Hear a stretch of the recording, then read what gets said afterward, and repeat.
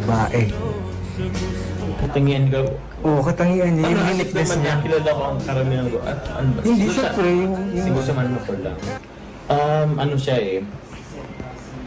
Siguro pag nag-ano siya,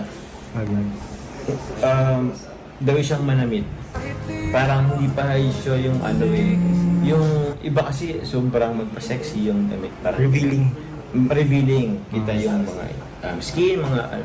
Pero siya kasi hindi. Parang ano yun siya. Conservative. Siya manamit. Conservative. Tapos, Wow. ano pa ba? Very nice. Diba? Oo, Pansin mo din tandaan ko yun. yun.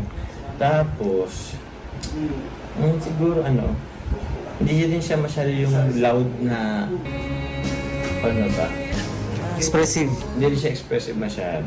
Okay. Kung halimbawa, kung merong mga isang grupo na nagkikwentuhan, siya siguro dyan lang Isolated lang siya. isolated or kaya, Okay. kumbaga more on listener siya compare sa speaker. Parang gano'n. Observant. Parang observant. tapos Listener. Listener, marunong makinig, tapos minimal lang siya kung mag-share. Parang gano'n. May Parang mga gano'n. siya mag-share. Mm. Okay. Tapos, yun. Yun